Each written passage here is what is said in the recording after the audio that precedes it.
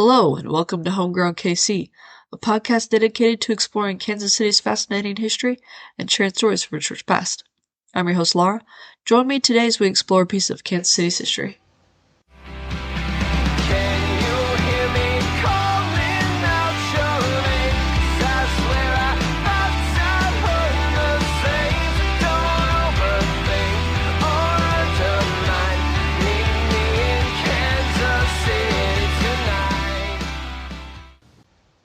Hello, friends. Before we dig into today's episode, I have a couple of non-podcast related things that have been going on in the world I wanted to speak on. First, also, sorry for the delay on this episode. It's a week later than I wanted to get it out. It's been a really busy month helping my mom get moved out of her place, and then we had Father's Day and my niece's birthday, and there was a weekend where it rained all weekend, and I was like, great, I really need a couch weekend, so that was a couch potato, and it was amazing. Anyways, guess what? Just a few days ago, actually, the Supreme Court passed a ruling on Burkine versus Holland. If you want to know the details of this case, I suggest you listen to the podcast This Land. It's incredibly well done and extremely informative. But they actually were supposed to rule on it last summer and didn't, so I've been waiting a year to hear about this. I really hope that now that the case is concluded, the show will produce a third season to wrap it up. Like I said, it's a really good show. Okay, so the good news, the great news, is that the Burkines lost their case. And that's great news because if they had won, it would have dismantled ICWA, which is the Indian Child Welfare Act. This prioritizes the adoption of Native American and Indigenous children with their extended family first, then their tribe, or another tribe, over a non-tribal family. And it's really important because it's preserving the culture. Also, super stuffy today, so I'm sorry about that. I don't think that I discussed the case in my Evil Isms episode, but I definitely discussed everything that ICWA was created in response to. The federal government's attempt at cultural genocide of Native American tribes, primarily through forcible removal of children from their families, sending them to, quote, a boarding school, aka a prison camp, to, quote, assimilate them to white Christian American culture. All this did is result in trauma and abuse. Now, okay, there is a little bit of nuance, as I discussed with Andrew, because they had the nationwide exhibit come through about the federal boarding schools. There is some nuance. It's not all evil, okay? 90+% of that was a bad idea. Yeah. So I'm really excited to hear about the case being decided in favor of the tribes and ICWA, and I know that all the tribal governments are even more excited. Okay, one other thing, and actually I was going to speak on this first, and then this, case was announced. Getting so tired of the gentrification within our city. It's really starting to piss me off. First of all, they keep tearing down these old buildings in the Crossroads and Midtown. And now even the Plaza, they're going to tear down the 7th Street Adventist Historic Church to build a new restaurant, of all things. They're tearing down all these old buildings to build apartments. And yes, we need more housing in Kansas City, but, economically and environmentally, it's much better to preserve and renovate old buildings rather than tear them down and to build a new one. There have been multiple studies on this. There's scientific data to back it up. I'm going to pause you for a second because got the pups in here and they want out. Alright, they're probably going to be in and out throughout this. So they're tearing down these buildings. And then they're promising, so much of this new building will be, for... what's the word I'm looking for? It'll be for affordable housing. We'll have so many units. And then, of everything that they're promising, it's maybe 1 out of 10 are, quote, affordable. And personally, I don't consider the prices that they say are affordable actually affordable. So there's a place, it's actually, I think it's technically downtown. And it's called 3 Light. There's already a 1 Light and a 2 Light. And they're marketing themselves as luxury apartments, so at least they ain't lying about the price. But I looked this up on their website. A studio is a minimum of $15,000. Oh, sorry, that's way off. Comma's in the wrong spot. Um, a studio is a minimum of $1,500. A two-bedroom will be $8,000. What the ever-loving fuck? Excuse my language. If you can afford $8,000 a month in rent, why are you living in a tiny two-bedroom apartment? Okay, maybe living in downtown Kansas City is your dream. It's the only thing that you want. Okay, fine, you do you. That's a hell of a lot of money. I could do a lot with $8,000 of rent a month.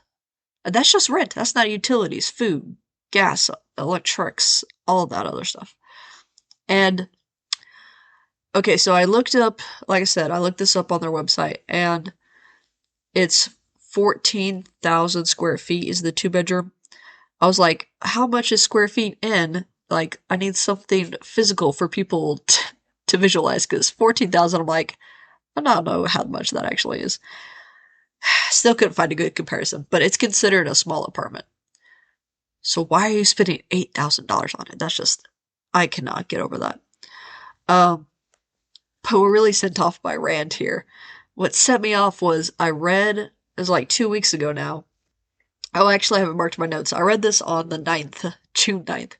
The city council is going to meter the entire city. Okay, so downtown metered street parking has been there for well over a decade. Okay, fine.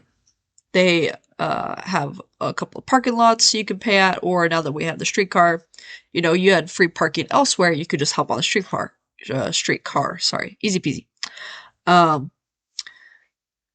I feel like Union Station parking used to be free. Anybody else? It's not for a few years at least. It's you have to pay to park in the lot. The Crown Center parking was free after 5 or on weekends up until last year. Not anymore. Maybe 2 years ago.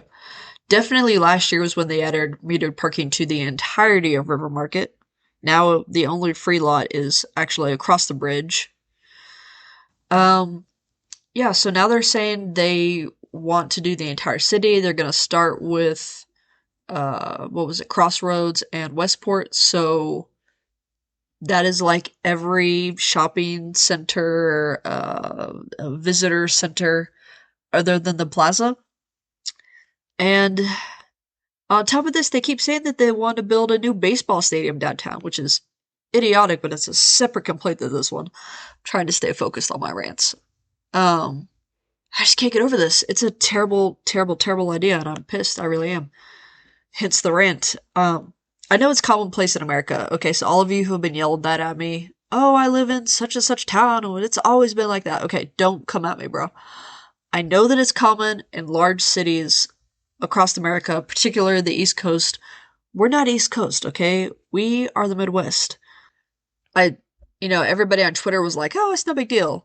On Instagram, when I saw it that first day, there were over 50 comments within like an hour about how much they hated this plan. A lot of people on Instagram were like, I'm a small business owner. I'm really worried that this means that people are gonna park, get out running, and get back in their car and run off, and they're not gonna stop and visit the next shop over, which is me or whoever. And I'm like, yeah, that's legit. You know? I probably do that a lot. Like my personal complaints for this boil down to 2. And I think it's pretty encompassing. Yeah. 1, public transport. Okay, we have extremely limited public transport. Yes, we have the bus system. Yes, we have the streetcar, and it's being expanded, which I totally love. However, I'm pretty sure we have way, way more people who live in the suburbs and surrounding cities that come into work and to hang out rather than people who live there. The buses never personally rode one, so I don't have any personal complaints. However, having spoken with others who have ridden the bus and read articles fairly recently, I feel like within the last months, I am aware that there are issues with the bus. It is very slow. I've been told that you have to plan at least an hour to get wherever you're going. The streetcar, which I said is being expanded, is only city center, okay? Right now it's from River Market straight through downtown, straight through the crossroads to Union Station, and then it's gonna go straight down Main Street. It's I don't even know. I don't think it's going through Westport at all. It might like touch the edge of Westport. It's going straight to the college campus, which would be great for the college students because parking on that campus sucks. I remember that from my undergrad. Okay, everybody who lives in the neighborhoods around, anybody who lives Prospect or East, like the expanded streetcar is not going to help them. What would help them is if we could somehow improve the bus system. So we have no other public transit systems like out east, like they have the subways and the light rails. Okay, second issue, money. This is a big one, so it's in multiple parts. Basically, this will be an additional city tax, except it's way steeper than the current tax. Okay, let's estimate $12 a day to park. That's for the whole day. I don't know. I feel like that's maybe on the cheaper end. 5 days a week, so we're just going to assume that it's someone who only comes in to the city to work. And yeah, there are a lot of places that are work from home, but more and more people are asking you to come back to the office. Some people never worked from home, like me. During lockdown, I was in the office every day. You are welcome. Okay, so as we get... Where are we at? Okay, 5 days a week, 4 weeks a month, 12 months a year. That's almost $3,000 extra dollars. That is a lot of money. That's why this is a form of gentrification, because by metering the entire city, you are forcing residents and workers to pay to park, obviously. And you're placing an additional financial strain on them, especially low-income residents, of which Kansas City still has a lot, despite y'all building all these luxury apartments. They're not going to be able to afford this price. I mean, seriously, our economy kind of sucks right now. How many people do you know who work over 40 hours a week just to make ends meet? Or they have more than one job just to make ends meet? Second, where is all the money from this meter going? According to the article, it's not currently earmarked for anything. Suggestions that I saw in the comments, and I agree with all of these, it either needs to go back into the neighborhoods.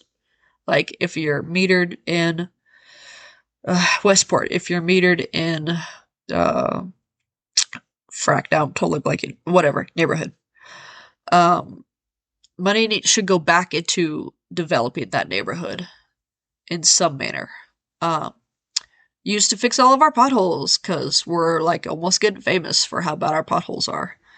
And the best option, I think, is use that money to create other more free public transport. Obviously, we're hard up for cash with all the construction projects going on, not just the apartments. We have the Greenway, which totally in favor of. That's going to be awesome. The streetcar expansion, as I said, still in favor of. That has actually resulted in the need to replace water lines that are going to be underneath the new tracks. But you know, once you replace part of a water line, it adds additional pressure to the old part, so you just gotta keep replacing. So it's really expensive. It's getting really expensive, y'all.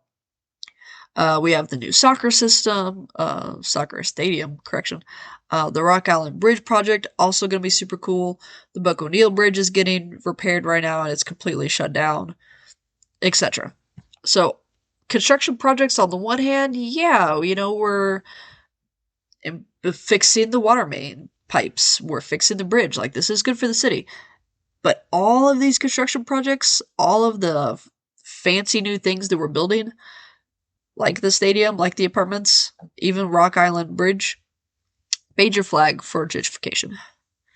And now, okay, this was actually like just a few days ago, this past week while I was at work, I saw a post, again, on Instagram from the Kansas City municipal government asking for ideas from Kansas Cityans. How are we going to get people from our new airport that we just built to downtown during the World Cup in 2026? We're hosting one of the games, if you didn't know. It's a big deal. Okay, so the answers were a range of hilariously sarcastic. Seriously, somebody suggested a zip line. Somebody else suggested a human cannon. A lot of it which I have to agree with a bit, was, why did you not think of this before you built the airport, you ignorant swine? A lot of people suggested a dedicated metro bus line, extending the streetcar, or a light rail. Everyone who said light rail, yo, I am with you. That would be the best possible answer. However, I do not believe that that is going to be what they choose. Probably difficult, definitely time consuming, also definitely expensive. As we've already discussed, we're obviously hard up for money. Realistically, I think it'll probably be a bus line, but who knows? They might just be like, okay, we're gonna, let all the taxis get it. Do we even have taxis anymore? My God. Okay, wow, that was 15 minutes of ranting. I did not mean for it to be that long. Y'all are in for a treat today. How about some happy stuff? Let's talk about the podcast. It's June. Well, June's almost over, so happy late Pride Month. I hope you had a fun, safe Pride. Kansas City has a new self-guided driving tour of queer history. It's almost a tongue twister. So the official launch was actually June 3rd. I spoke to the creator, Joel Barrett, back in May. Our conversation was available to listeners for a limited time and is now only available to my Patreon listeners. And I got to meet Joel and his husband in person very briefly at the launch. So, I planned to take the tour and make that into a mini-sode way before now, but as I said at the top of the show, I had a busy month helping my mom get ready to move, so haven't done that yet. I'm hoping to get to it next week. I do have a couple more announcements at the end of the show, so please listen all the way through. Alright, after almost 20 minutes, we're finally going to discuss Worlds of Fun. Here we go. Let's try that intro again. Are you ready? This is topic 3 of Series 7, Worlds of Fun! Okay, we got this. We're on track now, y'all. I think you're gonna enjoy this one. So, 2023 is Worlds of Fun's 50th anniversary year, and therefore, it is the inspiration for this series. The park opened on May 26th, 1973. It was created by Lamar Hunt, and his business partner, Jack Stedman. Now, Stedman, I don't think I really talked about when I talked about the Chiefs. But I did give you a brief bio for Hunt, and I will now give a brief bio for both of these men. So, Lamar Hunt, if you haven't listened to my history on the episode of the Chiefs, which is our Kansas City American football team, please do. It's a fun episode. We really love that football team. I'm still not digging deeply into their history. It's amazingly wild, a little bit chaotic. I love it. I think it's super fascinating.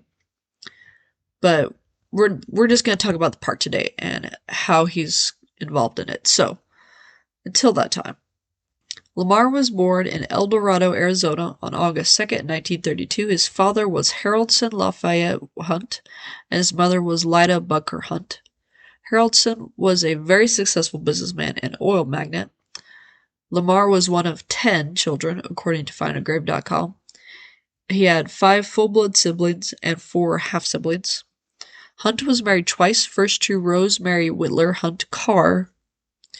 She must have been married a couple of times. That's a mouthful. 1935 to 2001. They married in 1956. After they divorced, he married Norma Lynn Noble Hunt, 1938 to 2023. She just passed away a few weeks ago. Rest in peace.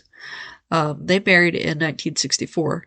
Rose and Lamar had a son, Lamar Jr., and a daughter, Sharon. Norma and Lamar had 2 sons, Clark and Daniel. So if you've never heard of Sharon and Daniel, don't feel bad, because I don't think many people have. Honestly, I hadn't, especially hadn't heard that he ever had a daughter. Anyways, Hunt, like his father and grandfather, was an excellent businessman, also a sports fanatic. He, as I spoke about in the Chiefs episode, he owned the Chiefs team, and he basically created the AFL. So if you want to know how that happened. He and his family moved to Kansas City in, early 1960s. They haven't left since then. They're really involved in the community.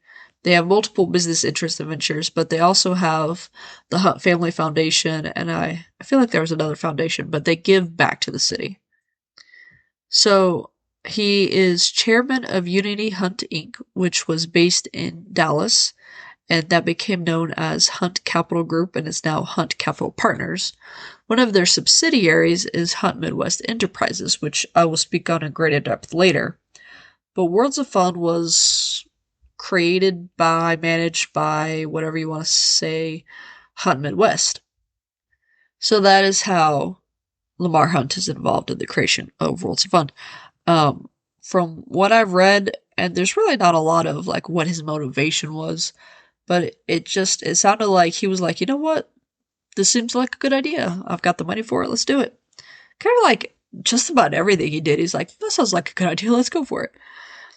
So, Jack Stedman, who was Hunt's longtime friend and business partner, he was also deeply involved in the creation of Worlds of Fun. He was born September 14th, 1928 in Wardville, Illinois, to Walter and Vera Stedman. He went to Baylor University and Southern Methodist University. He met Lamar soon after college when he joined Hunt Oil Company. And during his lifetime, he served as the president, chairman, and/or board member for the following corporations and foundations: the Chiefs, Hunt Midwest, Heart of America United Way, Chamber of Commerce of Greater Kansas City, the American Royal Association, Starlight, Children's Mercy Hospital, the Civic Council of Greater Kansas City, and a few others. Stedman died July 5th, 2015. Okay, so again, some Kansas Cityans are going to know this. For whatever reason, it did not click with me until I started my research. But Worlds of Fun is so named because it is inspired by Jules Verne's Around the World in 80 Days. And that's even where the symbol of the park comes from. It's a hot air balloon. And in the story, if you've never saw the movie or read the book, the main character, Phineas Fogg, makes a bet that he could circumnavigate the entire planet in 80 days, and all this crazy stuff happens along the way. He has to take multiple forms of transportation. One of them is a hot air balloon. Also, I just saw that there was a TV series in 2021, Around the World in 80 Days. Might have to check that out. So, because of this, the park is divided into geographical segments: Scandinavia, Africa, Europa, Orient, and Americana. I don't have the exact year, but sometime between 2018 and 2023, Orient was changed to East Asia, which is hella better. Orient, Oriental, Orientalism, all have negative connotations. So I will, from here on, refer to that segment of the park as East Asia. Side note, I found a really cool website that has a PDF of the map from every single year of the park from 73 to 2018. Might include the links for that on the webpage. So, Stedman, dude, this is really cool. This is not all of what he did for the park, but this is like my favorite part of what he did for the park. He was a little bit extra, apparently, and he got some props from MGM, the movie studio for the park. Quote, Henrietta from the movie Around the World in 80 Days.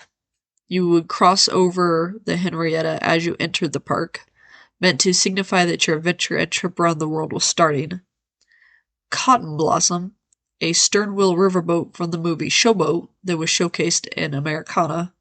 Victrix from the movie Mutiny on the Bounty, it was showcased in Scandinavia. In addition to the boats, the war wagon used in the Worlds of Fun railway was from the classic John Wayne movie True Grit, end quote. Sorry, I really can't breathe, and I'm starting to get a little bit tongue-tied. The park was designed by Randall Dwell, former MGM studio art director. He also worked on Carowinds, Kings Island, King's Dominion, Opryland, and California's Great America. Those are all of their parks. Burns and McDonald did the architecture and engineering. They are a local a firm from Kansas City. Also, J.E. Dunn, another local KC company, was the general contractor. Going to dig into those more in the future someday, I think. But quickly, Burns and McDonald was established by Clinton S. Burns and Robert E. McDonald in 1898, still around today. The Missouri Valley Special Collections has an entire vertical on them, so, like I said, gonna dig into them someday. J.E. Dunn was founded in 1924 by John Ernest Dunn Sr. Dwell, because he actually designed, like, everything, so I'll dig into him a little bit more. He's a BFD, big BFD, as far as Worlds of Fun is concerned. Randall was born in a tiny Kansas town of Lurie, Kansas on July 14th, 1903. His father was Lewis Franklin Dwell, and his mother was Sarah Bell Rogers Dwell. According to findagrave.com, he had 3 sisters, 2 of whom died as infants and/or died at birth. And Gwendolyn May Dwell Galloway was the remaining sister. He married Rachel Coleman on December 22nd, 1925. No kids mentioned. Quote, as an art director with Metro-Goldwyn-Mayer, aka MGM, he was a 3-time Academy Award nominee and received screen credit in 38 films, including, we're going to skip that one because I cannot pronounce it, The Postman Always Rings Twice from 1946, Intruder in the Dust, 1949, Singing in the Rain, 1952. He also worked on several motion pictures without film credit, The Wizard of Oz, 1939 being among them.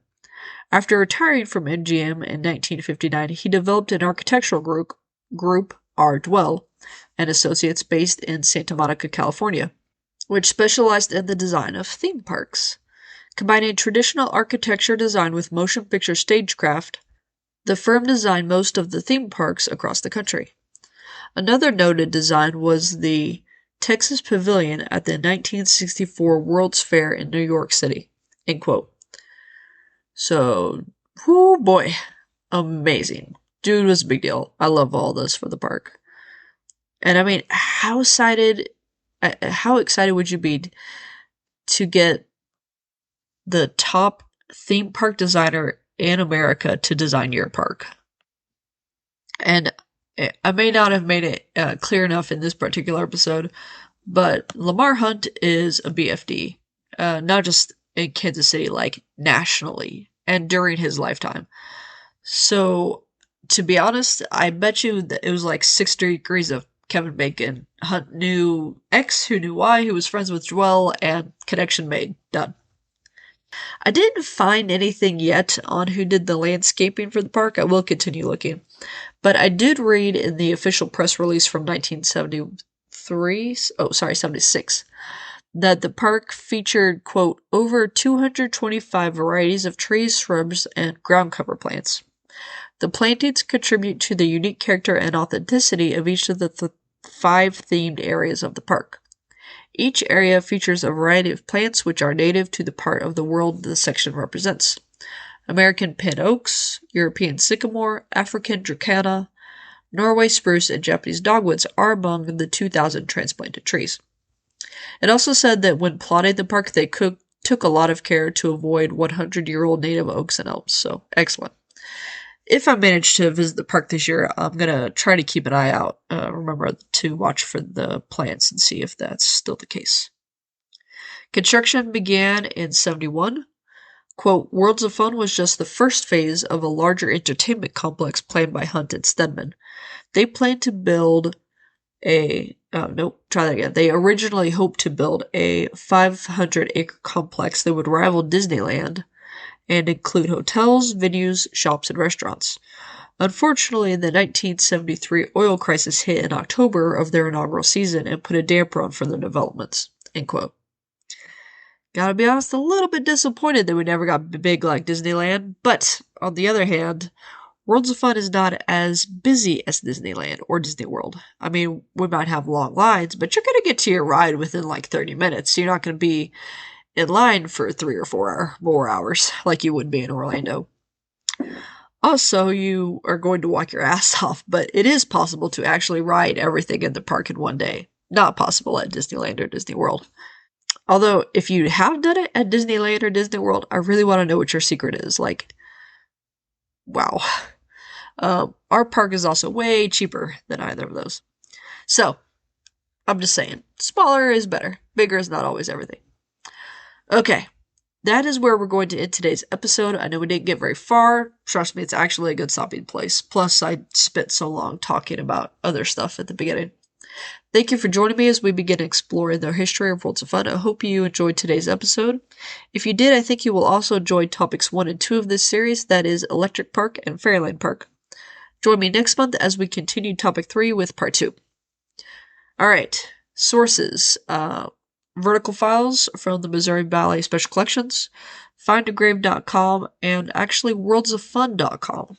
I'll talk about this site more in my next episode, but it is extremely informative. I will have some links on my website, some additional links. Defunctland did a video on YouTube on Worlds of Fun, just like they did for, I believe that was Electric Park. Also, we have a really active Facebook group for Worlds of Fun. One more thing. We're about 2 weeks out, a little bit less even, from 4th of July. Big deal here in America. If you live in Europe, this is not going to affect you. Or anywhere else in the world, actually. I love 4th of July. Second favorite holiday, but closely behind Christmas. I love the summer and barbecue, and I super love fireworks. Mostly I love this holiday because of the fireworks. However, a lot of Americans like to celebrate this holiday with, quote, celebrating gunfire. Do not do this. Guns are not toys. They are weapons designed specifically for killing. They are dangerous. Treating it as a toy and participating in, quote, celebrity gunfire, which is... we need another name for it because I hate that name. It's misleading and then it makes it sound not as bad as it is. Anyways, if you shoot straight up in the air, thanks to gravity, when it comes back down, and it has to come back down somewhere, it's the equivalent of getting shot point blank. Shooting down into the ground is also dangerous because bullets can easily ricochet even off of the dirt, even straight back into the shooter. So, as I said, calling it celebrity gunfire, stupid, it's misleading. This is not acceptable behavior. It's dangerous and stupid. Please do not do it. Thank you.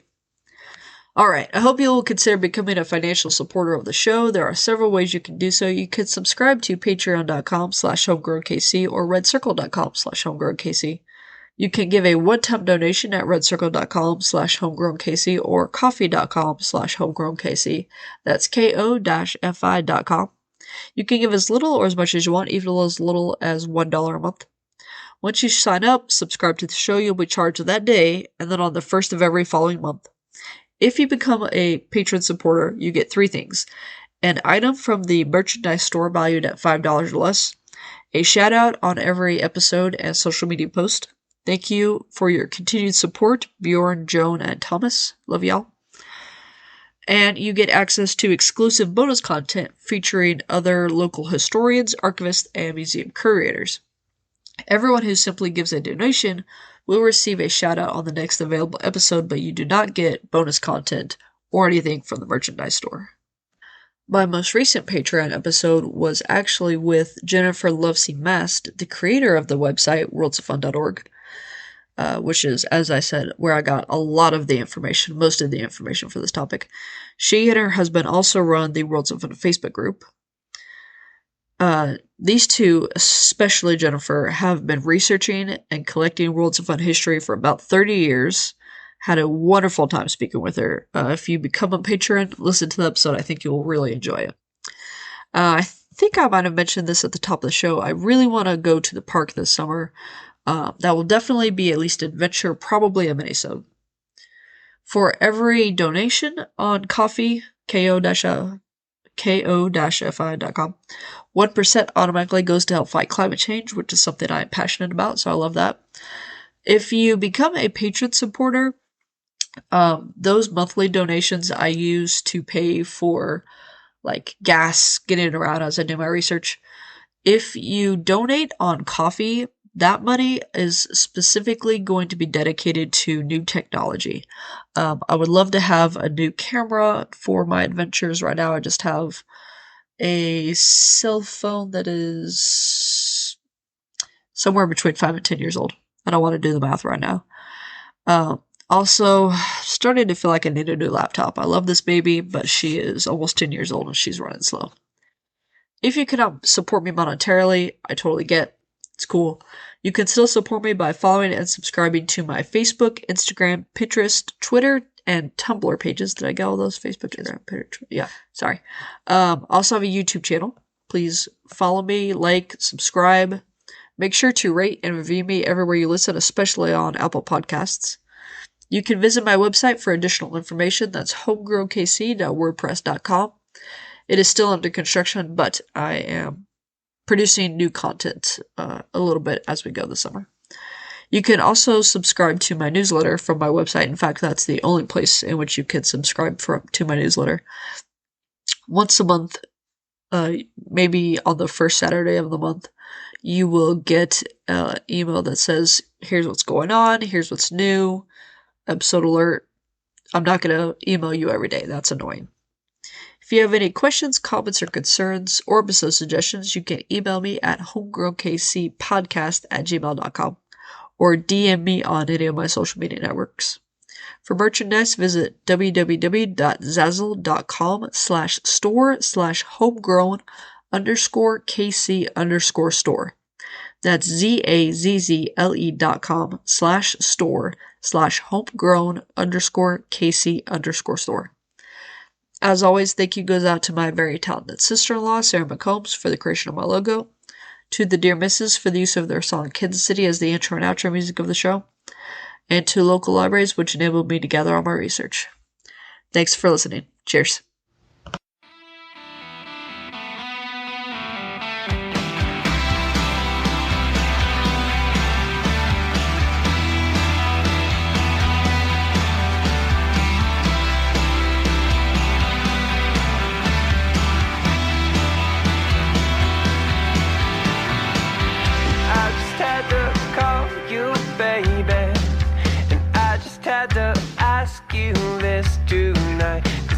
Seem to shake this feeling, and I can't seem to get you off my mind. I've lost my nerve forever.